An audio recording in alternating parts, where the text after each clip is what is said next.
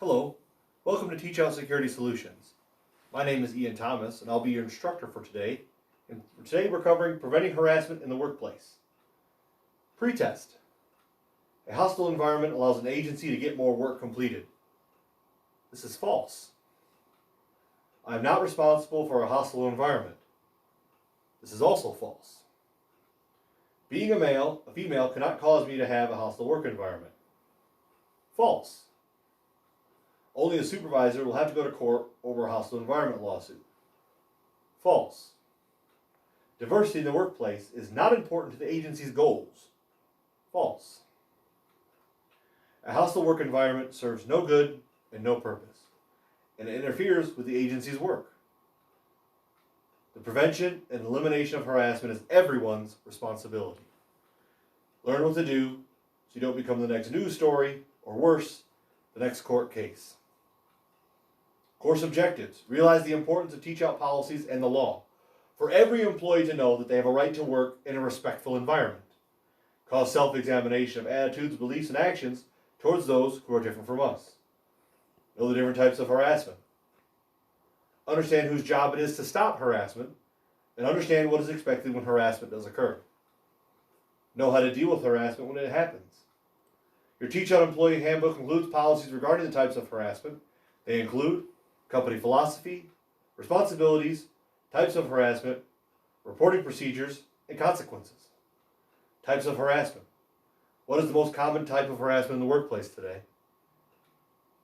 Sexual harassment. Quid pro quo harassment. This is blatant. For example, a supervisor demands sexual favors in return for better treatment of a subordinate or threatens a subordinate with firing, demotion, or transfer unless sexual favors are given. Hostile environment harassment. This is less obvious, but often the foundation for charges of sexual harassment. For example, if behavior of sexual nature creates an offending, intimidating, or hostile work environment for another employee, it is sexual harassment.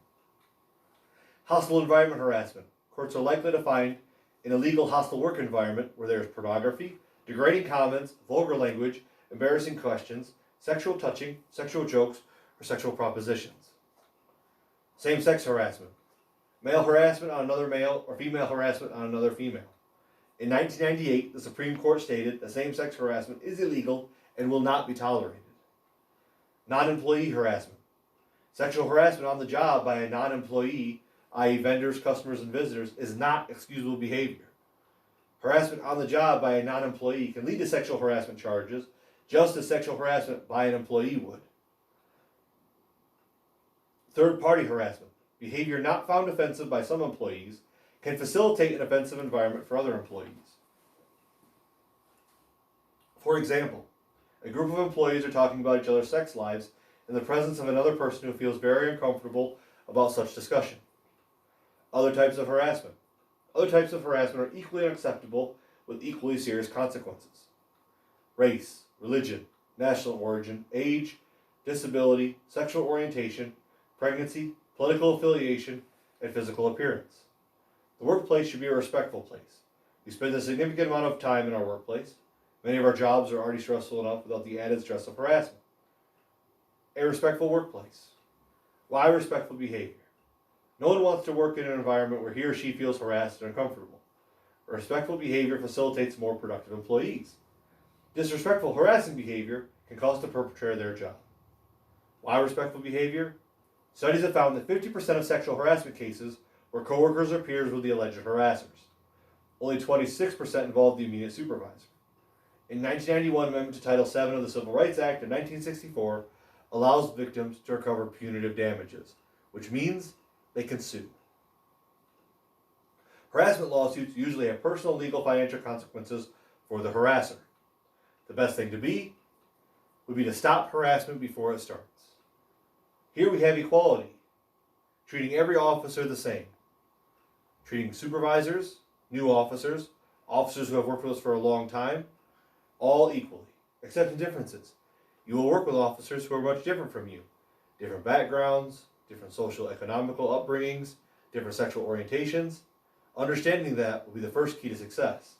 Appreciating the diversity. I have found that the more diverse that the group is, or the team that you're working with, the better you are to able to handle situations that come about in the workplace. That gives us to the end result, which is a respectful workplace. How do we stop disrespectful behavior? STOP. Source. The source of the disrespectful behavior has a responsibility to stop behaving in such a manner. What about us? Are we a part of the problem? Have we added to the disrespectful behavior? Target. The target must help confront the harassment and the harasser. If we are offended by others' actions or words, we need to let them know and ask them to stop. Consider this. The source of the disrespectful behavior may not even know that his or her behavior is offensive to us. How can this person correct his or her behavior if they're unaware of the impact? Observer. Those who observe disrespectful, harassing behavior have a responsibility to stop it when it occurs, and one who notices is never an innocent bystander. It is simply the right thing to do. Person in authority. Every person in authority has a duty to keep the workplace free from offensive and harassing behavior. Each person in authority is critical to creating a respectful workplace. Source, target, observer, person in authority. Think about what you say, how you say it, before you say it. Thank you.